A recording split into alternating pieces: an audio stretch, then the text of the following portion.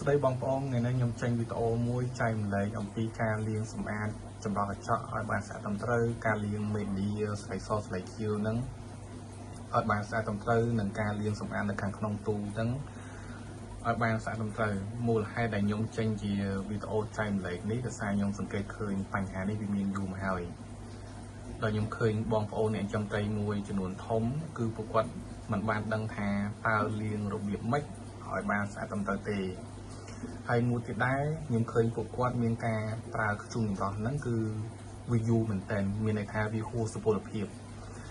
អញ្ចឹងខ្ញុំសូមបញ្យល់អំពីខ្ជុំចម្រោះសិនដើម្បីឲ្យបងប្អូននៅពេលដែលបានមើលវីដេអូនេះយល់ដឹងណាបងប្អូន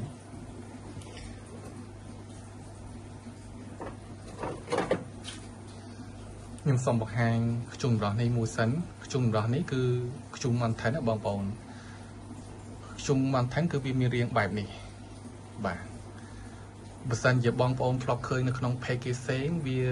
រាងវាស្តៀងហ្នឹងណាប៉ុន្តែអានេះគឺខ្ជុំ Mountain ខ្ជុំ Mountain គឺរាងបែបហ្នឹងឯងហើយអានេះខ្ជុំអុចដែលបងប្អូនស្គាល់ហើយមួយទៀតខ្ជុំលឿងដើមវែងអញ្ចឹងខ្ញុំសូមនិយាយពីធាតុផ្សំសិនខ្ជុំអុចនេះនៅកន្លែងខ្ញុំលក់មួយកេសតែ29នេះបាទហើយខ្ជុំហ្នឹងវាមាន2វាមានប្រភេទផុយហើយនិងអត់ផុយបាទហើយ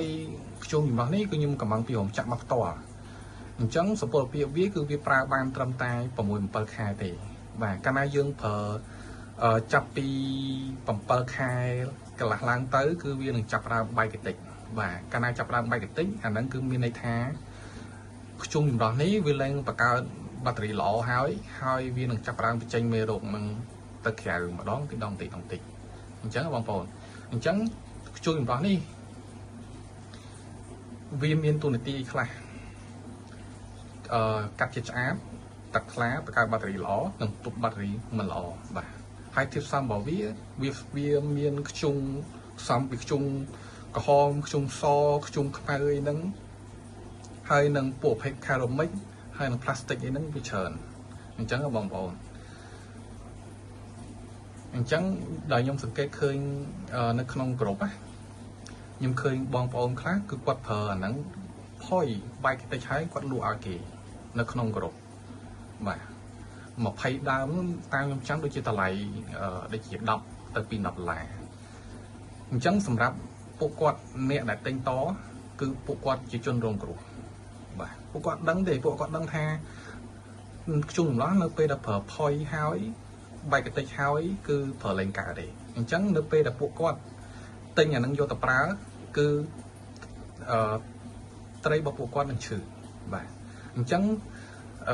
ខ្ជុំចម្រោះនេះនៅពេលដែលយើងប្រើ8 9ខែទៅយើងចាប់ផ្ដើមឃើញត្រីរបស់យើងសុខភាពត្រីរបស់យើងគឺវាចាប់ផ្ដើមខ្សោយទៅម្ដងតិចរហូតដល់ចំណុចមួយគឺត្រីរបស់យើងគឺឈឺយើងត្រូវចំណាយលុយចាប់ពី$10ទៅដល់$50អញ្ចឹងទៅតាម brand ថ្នាំនីមួយៗអញ្ចឹងបងប្អូនបាទហើយខ្ញុំសូម review រឿងខ្ជុំ Mountain នេះវិញខ្ជុំ Mountain នេះវាសំពីខ្ជុំធម្មជាតិហ្នឹងវាច្រើនជាងពួកប្រភេទអុចនេះបាទហើយវាមានសារជាតិអីផ្សេងហ្នឹងក៏វាច្រើនដែរបាទហើយអានេះនៅកន្លែងខ្ញុំក៏មានលក់ដែរ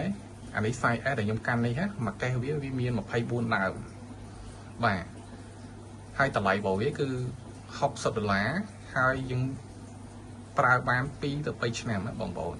តែបើសិនជាត្រីយើងច្រើនត្រីយើងប្រភេទ monster ឬប្រភេទត្រីតូចដែលយើងត្រីច្រើនគឺយើងប្រើបាន2ឆ្នាំឯងបាទអញ្ចឹងបងប្អូន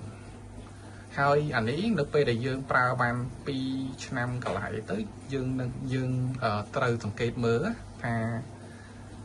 តើត្រីយើងខាងក្នុងទូហ្នឹងសុខភាពវាបែបម៉េចបើសិនជាវានៅល្អទេ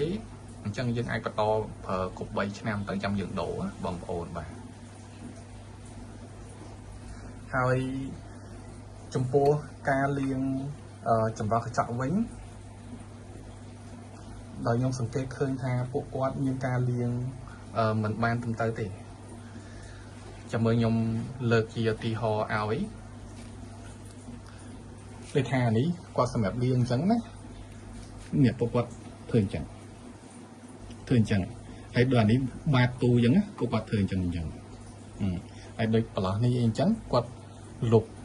ខ្វាច់អញ្ចឹងទៅហើយឯងបាទហើយមួយទៀតដែររឿងខ្ញុំចម្លោះខ្ញុំឃើញពួកគាត់លៀងរបៀបមិនហ៎អាក្បាលបាញ់ទឹកយើងហ្នឹងគាត់តែគាត់បាញ់អញ្ចឹងដូចដៃខ្ញុំបាញ់ទៅអញ្ចឹងមកជុំវិញអញ្ចឹងហើយតែពីរដងគាត់លេងលៀងគាត់យកមួយទៀតលៀងបាទហើយដូចអានេះអញ្ចឹងខ្ញុំសង្កេតឃើញពួកគាត់លៀងក៏អត់បានស្អាតត្រឹមត្រូវដែរអានេះវាបាក់លៀងជាងខ្ជុំមិនថែមបាទខ្ញុំឃើញពួកគាត់បាញ់អញ្ចឹង3 4 ដងអញ្ចឹងហើយអានេះ3 4 ដងមកហើយបាញ់អាឈុំនេះហើយគាត់លៀងផ្សេងទៀតទេតែពិតខ្ជុំអត់នេះណាយើងបាញ់មួយជួរនេះយើងធ្វើមិនឲ្យបាញ់ឲ្យបាន6 7 ដងបាទអានេះ6 7 ដងហើយមួយទៀតដែរយើងត្រូវលាងអាក្នុងរន្ធនេះវាផងបាទយើងអាចលាងតែខាងក្រៅនេះហើយខាងក្រៅនេះហើយយើងទៅលាងផ្សេងទៀតនេះយើងត្រូវបាញ់អាខាងក្នុងនឹងផងដើម្បីអីនៅពេលដែលយើងបាញ់សម្អាតអានេះដូចខ្ញុំសុំនិយាយផ្សំទៀតនៅពេលដែលយើងបាញ់លាងសម្អាតនេះយើងបាញ់ទៅមកហ្នឹងបាន6 7 ដង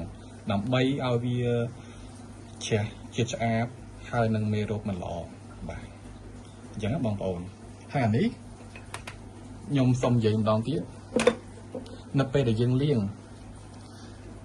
អាពណ៌នេះវាមានប្រឡប់ប្រហោងនេះបងប្អូនឃើញប្រឡប់ប្រហោងវាអញ្ចឹងយើងបាញ់វាជាងយឺតតិចអញ្ចឹងទៅបាទអានឹង4 5 ដងមកហើយចាំយើងត្រឡប់អានឹង4 5 ដងទៀតទៅធ្វើតាមខ្ញុំអញ្ចឹងណាហើយអានេះក៏យើងត្រូវតែលាងដែរអានេះវាស្រួលលាងជាងបាទហើយចំពោះការលាងចម្រោះកញ្ចក់ឲ្យបានស្អាតត្រឹមត្រូវតើយើងត្រូវលាងរបៀបម៉េចឧទាហរណ៍ថាអានេះយើងលាងវាសើមហើយបាទហើយអានេះជាស្លៃសថ្មីឬក៏ស្លៃដែលយើងធ្លាប់លាងអានឹងហើយយើងយកមកប្រើមកហើយការលាងរបស់វាគឺមានថាយើងត្រូវលាងអានឹងឲ្យសព្វចឹងមកណាប៉ុន្តែយើងអាកែងនេះដូចខ្ញុំច្អល់នេះអាកែងនេះពេលដែលយើងយកអានេះមកលាងកញ្ចក់ហ្នឹងវាស្អាតហើយវាជាប់មេរោគហ្នឹងជាប់ជាឆ្អាបនៅក្នុងនេះហើយបាទនៅពេលដែលយើងលាងអាហ្នឹងមកចំហៀងអញ្ចឹងហើយនឹងបាតនឹងហើយយើងសលៃសនេះយើងលាងវាស្អាតហើយចាំយើងយកទៅជូតនៅចំហៀងនេះហើយនៅចំហៀងខាងស្ដាំនោះបាទអាហ្នឹងក្បួនខ្ញុំណាហើយមួយទៀតមេរោគនេះវាតោងនៅកន្លែងកែងនេះកន្លែងកែងនេះកន្លែងកែងហ្នឹងកន្លែងកែងបាតហ្នឹងអញ្ចឹងចំណុចសំខាន់ហ្នឹងយើងត្រូវលាងចេះបាទកែងហ្នឹងយើងត្រូវលាងអញ្ចឹងហើយបាតអីហ្នឹងយើងត្រូវលាងវាអញ្ចឹងធ្វើម៉េចឲ្យអាសលៃសនេះយើងលាងឲ្យចំកន្លែងកែងហ្នឹងដែរហើយចូលប្រឡោះនេះវាពិបាកលាងបន្តិចអញ្ចឹងយើងដាក់សលៃសញក់អញ្ចឹងមកបាទយើងដោះលាងវាអញ្ចឹងឲ្យគ្រប់សពមកបាទអានេះវាយូរបន្តិចយើងដោះលាងអញ្ចឹងមកហើយសលៃសហ្នឹងដោយសារនេះខ្ញុំអត់មានពេលទៅត្រូវរើចេញទេអញ្ចឹងសលៃសហ្នឹងយើងលុបឲ្យចូលនៅក្នុងប្រឡោះនេះមកអស់វាចឡើងមកហើយការលាងរបស់យើងនេះយើងលាងអាប្រឡោះហ្នឹងធ្វើមិនឲ្យបាន4 5 ដងមកហើយអាប្រឡោះនេះឲ្យបាន4 5 ដងមកហើយប្រឡោះនេះក៏យើងលាងឲ្យបាន4 5 ដងដែរមកអញ្ចឹងបងប្អូនមិនមែនយើងចេះតែលាងតែជុំវិញនឹងយើងរបៀបថាដោះលាងអញ្ចឹងខ្វាច់មកបាទខ្វាច់មកហើយយើងលាងខ្ជុំចម្រោះខ្វាច់មកដាក់ប្រើមកវិញទេកាលណាយើងលាងអត់បានស្អាត 100% ណាគឺមានន័យថាអីមេរោគមិនល្អគឺវានៅសល់នៅក្នុងហ្នឹងបាទកាលណាវានៅសល់នៅក្នុងហ្នឹងចំពោះត្រីណាដែលវាមានសុខភាពខ្សោយគឺវានឹងឈឺហើយនៅពេលដែលឈឺមួយហើយវានឹងឈឺតទៀតអញ្ចឹងបងប្អូន បាទអញ្ចឹងដែលខ្ញុំតម្រូវឲ្យបងប្អូនគឺលាងឲ្យបានស្អាតត្រឹមត្រូវសំបីដល់នៅក្នុងទូដូចគ្នានៅខាងក្នុងទូខ្ញុំឃើញបងប្អូនលាងតែកញ្ចក់ឯងប៉ុន្តែអាកែងនេះបងប្អូនអត់លាងផងអត់យើងអត់ប្រើស្លៃសហ្នឹងសម្រាប់លាងអាកែងហ្នឹងផងអញ្ចឹងទូរបស់យើងក៏សំខាន់ដែរអាកន្លែងកែងហ្នឹងមេរោគមិនល្អវាតោកហ្នឹងបាទហើយមិនមែនថាវាធ្វើឲ្យឈឺភ្លាមទេមេរោគវាទៅតោកហ្នឹងម្ដងតិចនៅពេលមួយដល់ពេលមេរោគហ្នឹងវាច្រើនគឺវាធ្វើត្រូវយើងឈឺហើយមួយទៀតដែរឧទាហរណ៍ថា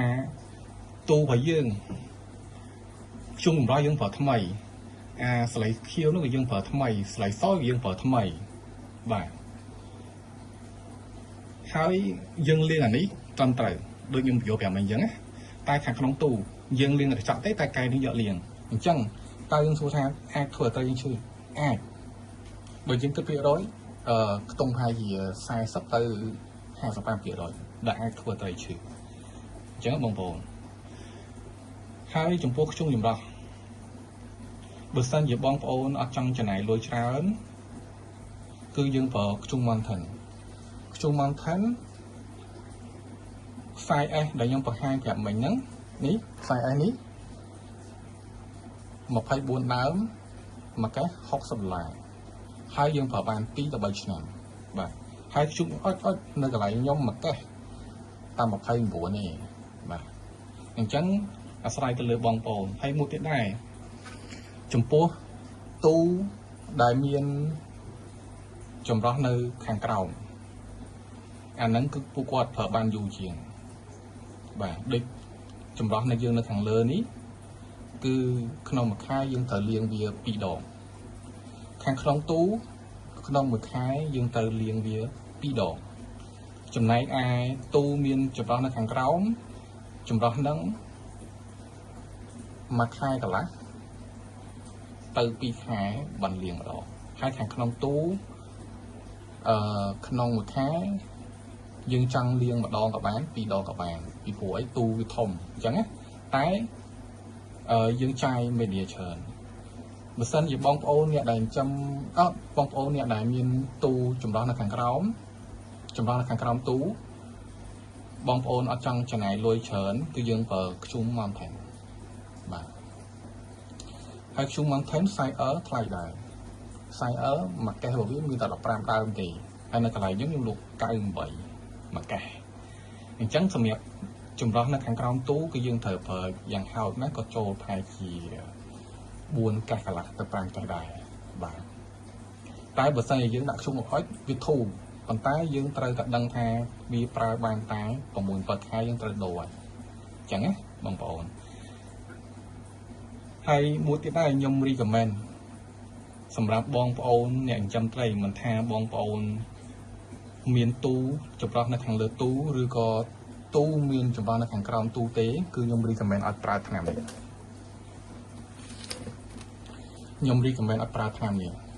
ថ្នាំនេះវាមានតួនាទីជួយទៅសម្រាប់មេរោគដែលជាប់នៅកន្លែងកែងទូនៅក្នុងមេឌៀឬក៏ទូខ្លះដែលមានចម្រោះនៅខាងក្រោមទូប៉ុន្តែគឺពួកគាត់ធ្វើកន្លែងកាត់ទូគេធ្វើប្រព័ន្ធបង្ហូរទឹកចេញចូលវានៅចំហៀងទូហើយមួយទៀតដែរបាតទូហ្នឹងគឺវាមានកូនកញ្ចក់មួយដែលដាក់សយោប្រហែលជា4សយោដែលយើងលុកលាងអត់បានទេអញ្ចឹងយើងអាចប្រើថ្នាំនឹងបានអញ្ចឹងដែលនៅក្នុង page របស់ខ្ញុំខ្ញុំមានភ្ញៀវខ្លាំងគាត់សួរថាទូដែលមានធ្វើប្រព័ន្ធបង្ហូរចេញចូលនៅចំហៀងទូហ្នឹងមិនដែរហើយនៅកន្លែងបាតទូហ្នឹងដែលគេធ្វើកូនកញ្ចក់សម្រាប់សោកសយោ4ហ្នឹងមិនដែរសម្រាប់ខ្ញុំគឺខ្ញុំមានតែបញ្យល់ឲ្យគាត់យល់ទេខ្ញុំអត់បង្អាប់ថាអូកន្លែងកាត់ទូរបស់គេហ្នឹងគេកាត់អត់ត្រឹមត្រូវឬក៏មិនទេខ្ញុំអត់បង្អាប់របស់គេទេអញ្ចឹងខ្ញុំគ្រាន់តែបញ្យល់ឲ្យគាត់យល់បាទអ chẳng được pe là tu để miên bọc quan bằng hô chuyên nam nắng cứ dương lúc liên ở bàn thì chia bị xe nơi là lại ba tu để nhung về cồn cái chọn buồn lần chẳng dương lúc liên ở bàn thì chẳng được pe cái này dương lúc liên ở bàn cứ mê rốt cứ viên miên mà đón tiền tịch hô đó chớm thầy dân sự lại lúc lại cắt tú cái ban này dân tinh tham chia ba thầy dân thì chẳng nhung mi comment ở trà tham được nhung vậy nè phù đã sang đây trồng hiên nó dân lúc đi ở bàn này bàn chẳng bao bốn ngang hàng bởi nhung phép là việc liên sang chẳng hai trong bạch phật tham việc ấy dân thật tập ở bằng phổ nếu bây để dân liên sang bên vận tay vì ai nó xong mê rột đầy ruộng nơi không tặng nền bàn chẳng dân thật lạp tới chẳng vì ca bia thầy dưỡng ban mà cầm đặt tiệt chẳng thầy dưỡng áp sư thế cô thấy với đôi tâm nội dương chẳng này cana nội dưỡng vì miên sọc tiệp và cái kháng mà sớm hay được sao tới nguyên được nhỉ và chẳng cana đại dương thay xa cả lại nên ở xã tại vì áp sư thế biết đôi nội dương chẳng bữa cana tia dương xã cả lại liên tràn dương xã trang dương liên ban sáng dương là nạ máy dựa chữ cái hai nó khẳng một cái được nhỉ tại cái này dương liên sầm áp ở ban sáng cứ vì ông nhi nâng miên mê rột thì tất bởi dương nơi khẳng một cái lời xa thì nạn nâng dương đại liên sọ giờ đời dương ngày ngôi dương đa trường tê tất biết thời chỉ chư để xa mê rột nâng một nâng chắc dương thời liên tới bài chẳng nhưng xong bóng ôn chui subscribe hay đừng like video vào nhóm phóng và sang chỉ miền trong ngõ lấy ai comment xua vào nhóm bán hay page vào nhóm cứ Aromana Red Dragon Home và Aromana Red Dragon Home nhóm nâng sẽ cho một page vào nhóm nó không nắng ok bóng ôn con tràn